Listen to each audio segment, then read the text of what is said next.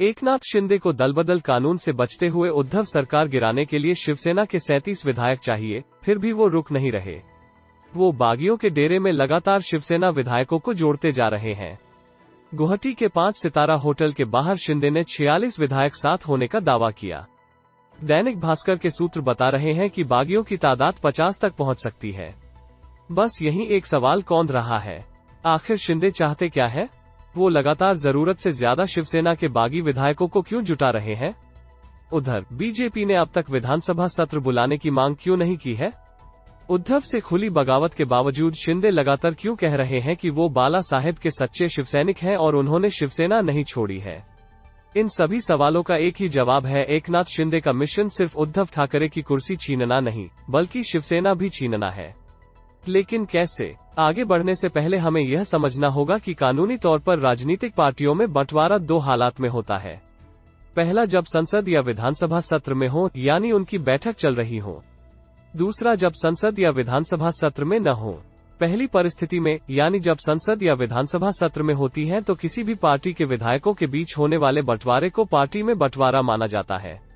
ऐसे बंटवारे पर ही दल बदल कानून लागू होता है। सीधे सीधे कहें तो दल बदल कानून लागू करने के लिए संसद या विधानसभा को सत्र में होना जरूरी है।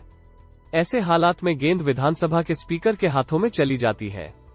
दूसरी तरह के हालात में, यानी जब संसद या विधानसभा सत्र में नहीं होती, तब किसी भी पार्टी में होने वाला बंटवारा संसद या विधानसभा से बाहर का बंटवारा माना जाता है।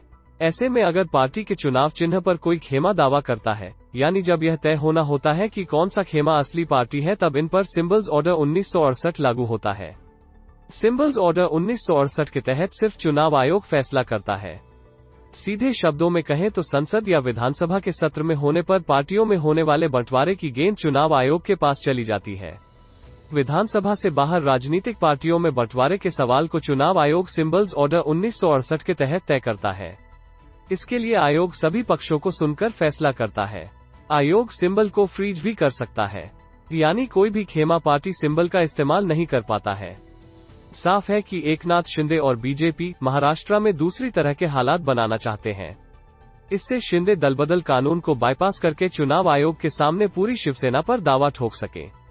अब पिछले 48 घंटों में एकनाथ शिंदे के बयानों की क्रोनोलॉजी जानते हैं। एकनाथ शिंदे असली शिवसेना बनाम मौजूदा शिवसेना की बहस आगे बढ़ा रहे हैं, ताकि खुद को हिंदूवादी शिवसेना का असली वारिस बता सके।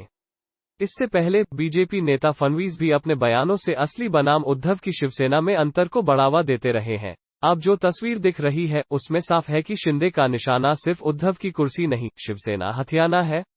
3 पॉइंट्स में समझिए। बीजेपी ने जिस तरह कमलनाथ सरकार को गुमराह किया, यही सीन महाराष्ट्र में